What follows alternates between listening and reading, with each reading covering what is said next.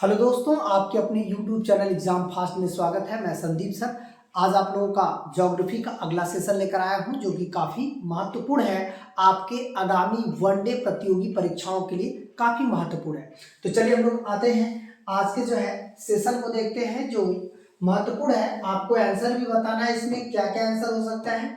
इसको यदि हम लोग देखें तो हमारा आंसर देखिएगा कि किस तरह से जो है आपके परीक्षाओं में आ सकते हैं। इसे मैपिंग विधि से मैं ही बताऊंगा, ताकि आपको यहीं से कंठस्थ हो जाएगा और एग्जाम में बैठेंगे तो आप आसानी से आप बेटर कर सकते हो। ठीक है, तो चलिए हम लोग आते हैं।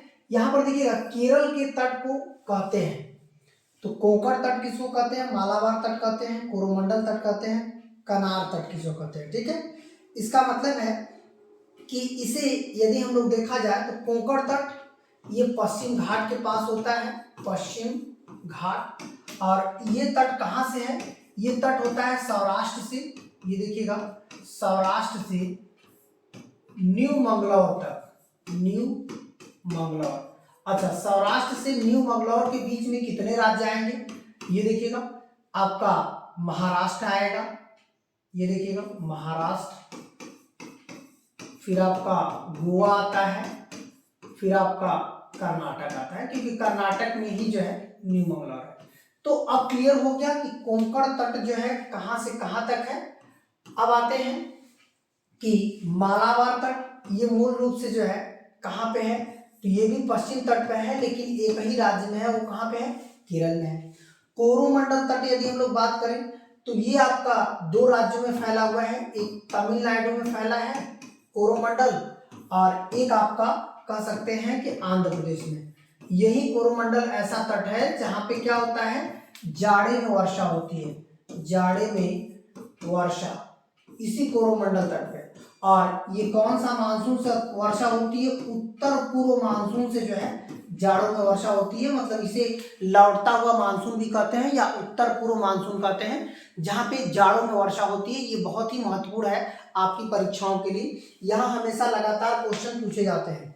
ये जो कनारा तट है इसे कन्नड़ तट भी बोलते हैं, कन्नड़ तट, इसे दूसरे भाषा में कन्नड़ तट बोलते हैं। ये कहाँ पे है, ये आपका कर्नाटक में पड़ता है, कर्नाटक में। तो चलिए हम लोग आते हैं इसको, तो यहाँ पर हम लोग क्लियर कर दिए कि कौन सा तट कहाँ पे है। इसे एक बार मैप पे भी देख लेते हैं, ताकि आपको आसानी से सब चीजें समझ में आ जाए। तो यहाँ पर देखिएगा, कह सकते हैं ये देखिए सौराष्ट्र है, सौराष्ट्र से गोवा होते हुए न्यू मंगलौर, यहाँ तक के तट को क्या बोलते हैं, कोंकण तट, कोंकण तट होता है। और इसे पश्चिम घाट भी कह सकते हैं। यहाँ से जो एक बात करते हैं, यहाँ हम लोग कह सकते हैं कन्नड़ तट, जिसे कन्नड़ तट को ही कनारा तट भी बोला जाता है, कन्नड़ तट। ये कहाँ पे है, आपका कर्नाटक में। ये देखिए कोंकण तट महाराष्ट्र, गोवा और कर्नाटक, तीन जगहों पे है। अब आते हैं यहाँ से जो आपका शुरू होता है ये वाला भाग, इसे हम लोग क्या बोलते हैं, मालाबार तट। मालाबार तट ध्यान रखिएगा, ये कहाँ पे है, केरल में है। देखिए यहाँ पर केरल है। फिर यहाँ से जो शुरू होता है, ये देखिए, ये आपका चला जाएगा आधा आंध्र प्रदेश तक फैला हुआ है। इसे हम लोग बोलते हैं कोरोमंडल तट, कोरोमंडल तट, कोरोमंडल तट। और कोरोमंडल तट देखिए दो राज्यों में है, एक तो आंध्र प्रदेश यहाँ पर शो कर रहा है, यहाँ पे क्या है, तमिलनाडु। इसका मतलब है कोरोमंडल तट कितने राज्यों में है, दो राज्यों में। अब यहाँ पर क्या होता है कि जब उत्तर, ये जो उत्तर वाला मानसून है, इसका मतलब है कि ये देखिए वापस आता है तो बंगाल की खाड़ी से लेकर आता है, मतलब कह सकते हैं वाष्पीय संघनन की क्रिया करके अब ये मानसून जो है वापस लौटता है। तो इसका मतलब है कि इसी को उत्तर से घूमता है और पूर्व से भी ये दाब बनाकर बंगाल खाड़ी में यहाँ से आकर के इसी तट पर काफी बारिश कराता है। और इस तट पे बारिश जो होती है वो कब होती है, जाड़े में होती है। इसका मतलब है जो जाड़े में बारिश होती है, इसी को हम लोग कहते हैं लौटता हुआ मानसून। लौटता हुआ मानसून जो है कहाँ पर वर्षा कराता है, तो ये हो जाता है कोरोमंडल तट पे, जो उत्तर पूर्व मानसून होता है, जिसे लौटता हुआ मानसून कहते हैं। ये आपकी परीक्षाओं की दृष्टि से बहुत इंपॉर्टेंट है और यहाँ से आपके एग्जाम में क्वेश्चन आ सकते हैं। आप मैपिंग विधि से आसानी से समझ सकते हैं। इसके ऊपर वाले भाग को हम लोग कन्नड़ तट कहते हैं, जो आगामी हमने कई बार बता दिया है। यहाँ पर जो उड़ीसा का तट है, इसे हम लोग क्या कहते हैं, उत्तरी सरकार तट, उत्तरी सरकार तट बोला जाता है। और ये जो पश्चिम बंगाल वाला है ये सुंदरबन डेल्टा वाला भाग है, न कि तट है। यहाँ पर कौन सा भाग है? सुंदरबन डेल्टा। सुंदरबन डेल्टा याद रखिएगा, जो सुंदरबन डेल्टा है विश्व का सबसे बड़ा डेल्टा माना जाता है सुंदरबन डेल्टा। तो ये मैपिंग विधि से आप आसानी से चीजों को समझ सकते हैं। तो चलिए हम लोग और आगे बढ़ते हैं अगले पॉइंट की तरफ। अगला पॉइंट हो जाएगा, किस पर्वतीय स्थल को सतपुड़ा की रानी कहा जाता है? यहाँ पर देखिए पर्वतीय स्थल को सतपुड़ा की रानी कहा जाता है। पंचमढ़ी, नीलगिरी, महेंद्रगिरी, कार्डोमम। यहाँ पर हम लोग थोड़ा सा देख लेते हैं। पंचमढ़ी जो है ये आपका कहाँ पे है? मध्य प्रदेश में है। इसका मतलब है कि आप देखेंगे नीलगिरी जो है ये तमिलनाडु में भी ये पर्वत श्रृंखला है, तमिलनाडु। इसके अलावा जो है कह सकते हैं तमिलनाडु में, और ये आपका केरल में भी थोड़ा सा पड़ता है नीलगिरी, और थोड़ा सा कर्नाटक में भी पड़ता है। इसका मतलब है कि नीलगिरी श्रृंखला जो है वो टोटल 3 राज्यों में है, लेकिन सबसे बड़ा भाग इसका तमिलनाडु में है, तो इसलिए नीलगिरी पर्वत कहाँ पे है? तमिलनाडु दे देता है। यहाँ पर देखिए महेंद्रगिरी। महेंद्रगिरी आप देखेंगे कि 2 तरह के आपको देखने को मिलता है। एक तो तमिल में भी मिलता है महेंद्रगिरी जो तमिलनाडु में, और दूसरा जो है आपके जो पूर्वी तट वाला भाग है वो उड़ीसा, पूर्वी तट का सबसे ऊंचा जो पर्वत है उड़ीसा में महेंद्रगिरी है, महेंद्रगिरी। और ये एक और पर्वत भारत में 2 जगह इस नाम से जाना जाता है। एक है उड़ीसा, ये देखिए पूर्वी तट का सबसे ऊंची चोटी, सबसे ऊंची चोटी, पूर्वी तट का जो सबसे ऊंची चोटी है इसे हम लोग क्या बोलते हैं? महेंद्रगिरी बोलते हैं। अब ये हो गया। यहाँ पर देखिए कार्डोमम है। कार्डोमम जो पहाड़ियां हैं ये कहाँ पर पड़ती हैं? ये पड़ती हैं आपका तमिल में भी पड़ती हैं और आपका केरल में भी पड़ती है। मतलब कार्डोमम पहाड़ियां 2 राज्यों में। अब यहाँ पर जो क्वेश्चन दिया है सतपुड़ा की रानी, ये किसको कहते हैं? पंचमढ़ी को कहते हैं। ठीक है, थोड़ी सी मैप में भी हम लोग देख लेते हैं। यहाँ पर देखिए सतपुड़ा पर्वत एक यहाँ से गया है और एक विंध्याचल पर्वत गया है, जो भारत को 2 बीचों बीच बराबर काट। यहीं पे देखिए आपका पंचमढ़ी है। पंचमढ़ी इसे हम लोग कह सकते हैं सतपुड़ा की रानी बोलते हैं। और साउथ इंडिया में जाएंगे तो यहाँ पर आप देखेंगे कि 3 राज्यों में नीलगिरी फैला हुआ है। फिर इसके बाद आपका कार्डोमम जाएंगे तो केरल में फैला हुआ है। तो ये सभी राज्य अलग अलग जो कार्डोमम पहाड़ियाँ केरल में फैली हुई हैं, नीलगिरी जो है तमिलनाडु, केरल और कर्नाटक में। बल्कि सबसे ऊंची चोटी इसकी जो है ये कहाँ पे है? तो सबसे ऊंची चोटी यदि पूछेगा दोदा बेटा है जो कि तमिलनाडु में है। अब महेंद्रगिरी यदि पूछता है तो ये 2 राज्यों में, एक तो सबसे दक्षिण वाला भाग छोटा सा पर्वत श्रृंखला है जो तमिलनाडु में पड़ता है, एक जो पूर्वी तट होता है, पूर्वी तट की सबसे ऊंची चोटी यदि पूछेगा वो कहाँ पे है? तो वो आपका क्या हो जाएगा? उड़ीसा में है। जो पूर्वी तट की सबसे ऊंची चोटी उसका भी नाम महेंद्रगिरी है। अब क्लियर हो गया? तो चलिए हम लोग और आगे बढ़ते हैं, अगले पॉइंट की तरफ देखते हैं। ये हो जाएगा कोलेरू झील। याद रखिएगा कोलेरू झील पूछ रहा है। ये केरल में है, तमिलनाडु में, आंध्र प्रदेश में या मध्य प्रदेश में? तो कोलेरू झील कहाँ पड़ेगा? आंध्र प्रदेश में पड़ जाएगा। ठीक है, और यदि हम लोग देखें तो तमिलनाडु में एक पुलिकट झील है। पुलिकट झील है जो वो तमिलनाडु में नहीं है, सबसे बड़ा भाग उसका आंध्र प्रदेश में है। मतलब ये तमिलनाडु में भी है, आंध्र प्रदेश में भी। इसी जगह तो श्रीहरिकोटा है, श्रीहरिकोटा, जो श्रीहरिकोटा द्वीप नहीं है वो आपका इसी पर पड़ता है, श्रीहरिकोटा द्वीप। लेकिन वो किस क्षेत्र में पड़ता है? आंध्र प्रदेश वाले, जहां से आपका अभी देखेंगे चंद्रयान 3, 2, 1 जो भी हम लोग प्रक्षेपण करते हैं यही सतीश धवन अंतरिक्ष केंद्र से करते हैं। केरला में जो झील है इसे हम लोग कहते हैं वेम्बनाड झील। वेम्बनाड झील, ये जो वेम्बनाड झील है इसकी एक विशेषता है कि प्रत्येक वर्ष जो नौकादौड़ प्रतियोगिता होती है, यदि पूछेगा किस झील पर प्रत्येक वर्ष नौकादौड़ प्रतियोगिता होती है तो क्या हो जाएगा? वेम्बनाड झील। तो इसको हम लोग देख लेते हैं कि ये कहाँ कहाँ पे ये सभी हैं। तो ये देखिएगा यहाँ पर जो आंध्र प्रदेश और ये वाला भाग है, यहाँ पर कौन सी झील है? पुलिकट है। ठीक है, केरल में देखिए यहाँ पर कौन सी झील है? वेम्बनाड है, वेम्बनाड। और जो कोलेरू झील है वो देखिए यहाँ पे है आंध्र प्रदेश में, कोलेरू झील, कोलेरू झील ये हो जाएगा। इसका मतलब है कि इस तरह से आपका सही आंसर देखिए यही हो जाएगा, कोलेरू झील। और इस तरह से आपके परीक्षाओं में क्वेश्चन पूछा जा सकता है। तो चलिए और आगे बढ़ते हैं। यहाँ पर हो जाएगा निम्न में से किस राज्य में कुंचिकल जो जलप्रपात है वो किस राज्य में है? तो यहाँ पर हो जाएगा कर्नाटक, तमिलनाडु, तेलंगाना, केरल। तो कुंचिकल जलप्रपात कहाँ पे है? कर्नाटक। ये किस नदी पे है? तो कुंचिकल जलप्रपात जो है कह सकते हैं बराह नदी पे है, बराह नदी बराह नदी पे है। और माना जाता है कि भारत का सबसे ऊंचा जलप्रपात है, भारत का सबसे ऊंचा जलप्रपात, ऊंचा जलप्रपात ये हो जाएगा। ठीक है, और फिर हम लोग और आगे बढ़ते हैं। यहाँ पर देखिएगा कुंचिकल आपका बराह नदी पर कहाँ पे है? कर्नाटक में। ये मैप में आप देख सकते हो कुंचिकल जलप्रपात, कुंचिकल जलप्रपात। इसके अलावा जो है यदि देखा जाए तो इसी कुंचिकल के पास ही देखिए यहाँ पर जोग है, जो कर्नाटक में जोग जलप्रपात भी पड़ता है। जोग जलप्रपात कर्नाटक में एक और जलप्रपात है, इसी को हम लोग महात्मा गांधी सागर। कर्नाटक में एक यहाँ पे कावेरी नदी पे शिव समुद्रम है, शिव समुद्रम, शिव समुद्रम जो है जलप्रपात यदि पूछेगा कर्नाटक में, ये शरावती कावेरी नदी पे है। ठीक है, जोग जलप्रपात शरावती नदी पे है। तो यहाँ पर 3 जलप्रपात बहुत इंपॉर्टेंट है, कुंचिकल, जोग और शिव समुद्रम। तीनों जलप्रपात काफी महत्वपूर्ण माने जाते हैं। तो आपको इन तीनों को याद रखना है, ये तीनों कहाँ पे है? कर्नाटक में। चलिए और आगे बढ़ते हैं। अगला क्वेश्चन हो जाएगा नाथुला दर्रा से भारत को किस पड़ोसी देश को जोड़ता है? मतलब वहां से आने जाने का रास्ता है, चीन, नेपाल, भूटान, बांग्लादेश। तो इसका सही आंसर क्या हो जाएगा? चीन। इसका मतलब है कि जो नाथुला दर्रा है वो चीन को जोड़ता है, चीन को जोड़ता है। और यदि पूछता है कि भारतीय चीनी व्यापार, जो भारत से और चीन से व्यापार हुआ, ये देखिए भारत चीन व्यापार का सबसे महत्वपूर्ण मार्ग है, सबसे महत्वपूर्ण मार्ग है, महत्वपूर्ण मार्ग है।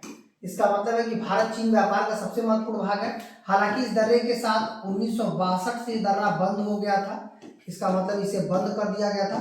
फिर 2005 में इसे फिर से जो है इसे ओपन कर दिया गया, इस दर्रे को 2005 से फिर से ओपन कर दिया गया। तो ये हो जाएगा देखिए आपका, कह सकते हैं कि नाथुला दर्रा। ये बहुत ही इंपॉर्टेंट दर्रा है और यहाँ से चीन के रास्तों को जोड़ता है, व्यापारिक दृष्टि से काफी महत्वपूर्ण दर्रा है। ठीक है, तो ये हो जाएगा आपका चीन सीमा को जोड़ता है।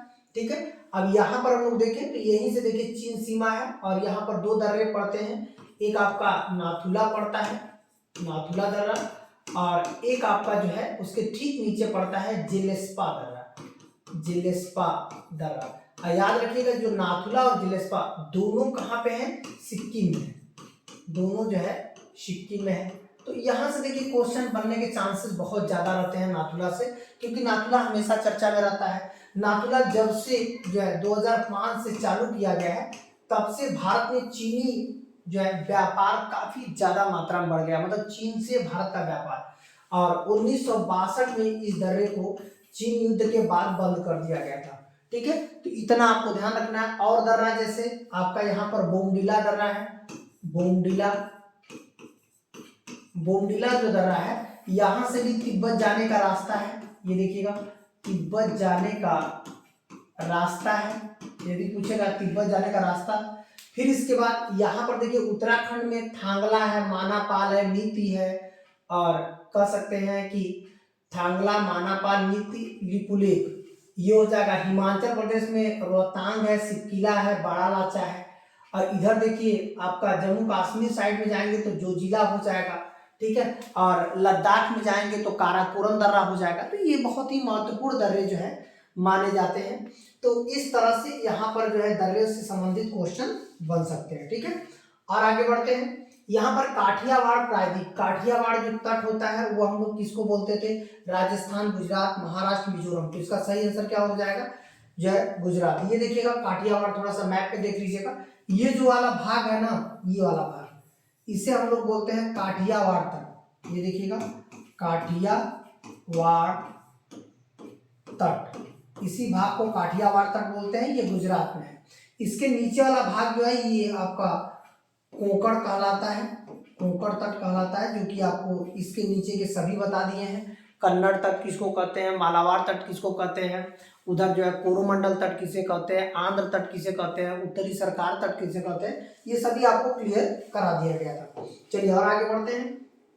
विश्व का तीसरा ऊंचा पर्वत कौन सा है जो भारत और नेपाल की सीमा को जोड़ता है। यहाँ पर देखिए तीसरा पूछ रहा है, तो सबसे पहले हम लोग पहला याद करेंगे, ये कौन सा है, एवरेस्ट है। पहला तो भाई देखिए एवरेस्ट है। दूसरा हम लोग याद करेंगे, देखिए इसमें आंसर देख लीजिएगा, K2 कंचनजंगा, नंगा पर्वत और ब्रांड पीक है। दूसरा यदि याद करेंगे तो हमारा K2 हो जाता है। हालांकि भारत का सबसे ऊंचा चोटी है, लेकिन पूर्णतः जो है हिमालय का भाग नहीं है। तीसरा जो है ये हो जाता है कंचनजंगा। कंचनजंगा विश्व में तीसरा सबसे ऊंचा है, ये हिमालय में भारत का सबसे ऊंचा है। तो इसका सही आंसर हम लोग यदि देखा जाए तो यही हो जाएगा कंचनजंगा। क्लियर हो गया। तो यहाँ पर देखिए वही क्वेश्चन आपके एग्जाम में पूछ रहा है, तो इसको हम लोग देख भी सकते हैं मैप में। मैप में देख सकते हैं कि जैसे आपका K2 यहाँ पर है, K2 जो गार्डियन आस्टीन हम लोग कहते हैं। ये देखिए यहाँ पर एवरेस्ट है, एवरेस्ट यहाँ पर जो है सिक्किम में कंचनजंगा है, कंचनजंगा पर्वत। और देखिए फिर इसके बाद यहीं पे एक और ऊंचा वाला पर्वत है, अन्नपूर्णा है, अन्नपूर्णा। फिर आप देखेंगे मकालू, ये भी नेपाल में है, मकालू पर्वत, ये भी ऊंचा वाला भाग है। नंदा देवी, ये भी ऊंचा वाला भाग है, नंदा देवी, लेकिन ये कहाँ पे है, भारत में उत्तराखंड में है। और फिर हम लोग ऐसे ही जाएंगे, शिमला की पहाड़ियां हैं, धौलाधर पहाड़ियां हैं, नंगा पर्वत है, ठीक है, जास्कर है, पीर पंजाल है, ये सभी पहाड़ियां आपको यहाँ पे मिलेंगी। और यहाँ पर आप जाएंगे, अबोर पर्वत है, डफला पर्वत है, यहाँ पर नमचा बरवा है। नमचा बरवा थोड़ा सा इंपॉर्टेंट रहता है, नमचा बरवा, ये क्वेश्चन पूछता रहता है। नमचा बरवा जहाँ से ब्रह्मपुत्र नदी टकराकर वापस आती है, तो ये नमचा बरवा इसलिए चर्चित में रहता है, ठीक है। तो चलिए और आगे बढ़ते हैं। अगला क्वेश्चन है, निम्न में से कौन सा पर्वतीय दर्रा उत्तराखंड राज्य में स्थित है। तो हमको ये देखना है कि कौन सा उत्तराखंड का है। तो ये हो जाएगा बाड़ा लाचा दर्रा। तो बाड़ा लाचा दर्रा ये कहाँ पे है, इसे बाड़ा लाचा कहते हैं। ये आपका हिमाचल में पड़ता है, हिमाचल प्रदेश, बाड़ा लाचा दर्रा हो जाएगा। तो ये हो गया। फिर आपका बोमडिला कहाँ पे है, अरुणाचल में है, अरुणाचल में। यदि पूछेगा बोमडिला, मंगसाधुरा कहाँ पे है और नाथुला कहाँ पे है, तो नाथुला देखिए सिक्किम में हो जाएगा। जब इसका 3 तो क्लियर हो गया तो एक तो बचा, तो यही तो आपका यूके में होगा। इसका मतलब है कि उत्तराखंड में जो भी, जैसे कभी कभी एग्जाम में क्वेश्चन आपको नहीं समझ में आ रहे हैं, आयोग आपके साथ इस तरह का भी ऑप्शन रख सकता है जिससे आप बताने में काफी कठिन हो जाएगा। तो ऐसे में क्या करता है आयोग कि आपको पहले हमको ये देखना है कि हमको आ कितना रहा है, तो जितना आ रहा है उसको बाहर कर दीजिए, और जैसे ही बाहर करेंगे खुद ही अपने आप आंसर आ जाएगा। ये भी तो हो सकता है, ये नहीं कि जो आपको आ रहा है वही आपको आंसर हो, नहीं। जब कभी कभी आंसर नहीं मिलते तो उनके राज्य मैच करा लिए जाते हैं, वहां से क्वेश्चन आपका कर लिया जाता है, ठीक है। और आगे बढ़ते हैं, यहाँ पर थोड़ा सा देख भी सकते हैं। तो आपका जो दर्रा था वो कौन कौन से दर्रा था उसकी बात करें तो यहाँ पर देखिए बाड़ा लाचा था, बाड़ा लाचा, बाड़ा लाचा दर्रा, ठीक है। और आप देखेंगे बड़ा लाचा था, और कौन कौन सा था, नाथुला था, बोमडिला था। तो ये देखिएगा बड़ा लाचा ये हो गया, बोमडिला देखिए यहाँ पर है, बोमडिला जो कि कहाँ पे है, अरुणाचल प्रदेश में है। नाथुला कहाँ पे है, नाथुला आपका सिक्किम में है, नाथुला सिक्किम में है। अब बचा जो वही आपका उत्तराखंड में हो जाएगा। अब क्लियर हो गया, बड़ा लाचा आपका हिमाचल प्रदेश में है, सिक्किम में है, और नाथुला और ये जो है अरुणाचल प्रदेश में बोमडिला है। तो यहाँ से देखिए एग्जाम में क्वेश्चन दे सकता है। अब आते हैं हम लोग कि निम्न में से कौन सा जल प्रपात झारखंड में स्थित है। झारखंड में दूध सागर है, चुलिया है, जोग है, हुंडरू है। ये देखिए ये आपका सही आंसर हो जाएगा हुंडरू। हुंडरू जलप्रपात जो है झारखंड में है, और झारखंड में किस नदी पे है, तो स्वर्ण रेखा पे है, स्वर्ण रेखा नदी। याद रखिएगा जो भी पॉइंट में लिखवाया जा रहा है वो भी आपको ध्यान रखना है। जोग जलप्रपात ये कहाँ पे है, कर्नाटक में है, कर्नाटक में। ये किस नदी पे है, शरावती पे है, शरावती पर। हालांकि हम लोग हुंडरू की बात करें तो यहीं पे हमारा क्वेश्चन सही हो जा रहा है। चुलिया जलप्रपात ये कहाँ पे है, चुलिया ये राजस्थान में है, राजस्थान में। किस नदी पे है, चंबल पे है, चंबल नदी पे। दूध सागर जलप्रपात ये कहाँ पे है, ये गोवा पे है, और ये किस नदी पे है, मांडवी नदी पे। तो सब मिलाकर के आपका सही आंसर जो है मिल गया, और बाकी और भी आंसर जो नहीं है उसे हम लोगों को ध्यान से समझना होगा, ठीक है। तो ये हो जाएगा। फिर इसके बाद हम लोग चाहें तो इसे मैप पे भी देख सकते हैं। इसे मैप में देखिएगा, जैसे झारखंड में आप देखेंगे रांची के पास है, कौन सा जलप्रपात है, हुंडरू है, हुंडरू, ठीक है, हुंडरू जलप्रपात। चुलिया जलप्रपात देखिए यहाँ पर है, जो मध्य प्रदेश से क्रॉस करती है जब चंबल नदी, तो उसी जगह जो है आप देखेंगे राजस्थान में चुलिया है, चुलिया आपका राजस्थान में है। अब यहाँ पर आप देखेंगे तो एक आपका जो कह सकते हैं कि मांडवी, मांडवी नदी पर आपका कौन सा है, दूध सागर जलप्रपात कह सकते हैं, जो कहाँ पे है, मांडवी पे है, ठीक है, मांडवी नदी पे देखिए गोवा में है। और एक जो कर्नाटक में है वो कौन सा है, जोग, जोग जलप्रपात जो है ये कर्नाटक में है जलप्रपात, और ये किस नदी पे है, शरावती नदी पे। तो आपको ये सभी चीजें जो है आसानी से समझनी होगी या याद करना होगा। तभी ये देखिए हुंडरू जो है ये किस पे है, स्वर्णरेखा पे है, और स्वर्णरेखा पे कहाँ पे है, ये झारखंड में, ठीक है, यहाँ पर देखिए झारखंड है। तो ऐसे में आपको कभी बार एग्जाम में, अभी पुलिस में भी पूछा था, हुंडरू जलप्रपात कहाँ पे स्थित है। तो चलिए और आगे बढ़ते हैं। अगला पॉइंट है, जोग जलप्रपात के पूरे पश्चिम क्षेत्र में सबसे रोमांचकारी दृश्य है। तो जोग जलप्रपात जो है ये कहाँ पर बनता है, जहाँ पर रोमांचकारी दृश्य देखने को मिलता है, कर्नाटक में, नागालैंड में, या अरुणाचल में, महाराष्ट्र में। तो जोग कहाँ पे है, शरावती नदी पे, यही आपका कह सकते हैं, अभी आप बताए थे इससे पहले, तो ये कर्नाटक में हो जाएगा, इसका सही आंसर कर्नाटक है। यहाँ पर भी हम लोग देख सकते हैं कर्नाटक में, देखिए यहाँ पर आपका क्या हो जाएगा, जोग जलप्रपात, जोग जलप्रपात। इसलिए बार बार मैप पे लिखवा रहे हैं ताकि आपको यहीं पे याद हो जाए, जो कर्नाटक नदी कर्नाटक पे है, और किस नदी पे है, शरावती नदी पे।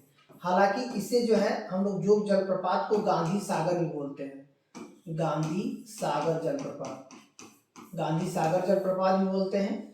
और इसे जोग जलप्रपात को गरसोप्पा भी बोला जाता है, गरसोप्पा जलप्रपात भी बोला जाता है, जलप्रपात यदि पूछेगा गरसोप्पा जलप्रपात इसी को कहा जाता है, ठीक है। चलिए और आगे बढ़ते हैं, अगला पॉइंट हो जाएगा आपका। तो आज इतना ही, आपको जो भी लेटेस्ट पैटर्न पे बनाए गए थे क्वेश्चन, और आपके वनडे एग्जाम के लिए बहुत ही महत्वपूर्ण होने वाला है ये सेशन। रेगुलर आप बने रहिए और इसी तरह से रेगुलर अपना प्रैक्टिस करते रहिए ताकि तैयारी आपको बहुत बेहतरीन हो। फालतू समय मत गवाइए, क्योंकि समय आपके पास नहीं है, आपका समय ही आपको बलवान बनाएगा। आपका समय यदि अच्छा है तो आपके पास दोस्त मित्र यार सब कुछ है, आपका समय यदि बिगड़ गया तो आपके पास कुछ भी नहीं है। तो आगामी 60 सालों के लिए यदि आप बहुत बेहतर रहना चाहते हैं जीवन में, तो 2 साल अपने ऊपर समय देना होगा, ठीक है। तब तक के लिए धन्यवाद। और यदि वीडियो लाइक सब्सक्राइब यदि पसंद आता है तो लाइक सब्सक्राइब जरूर करिएगा। धन्यवाद।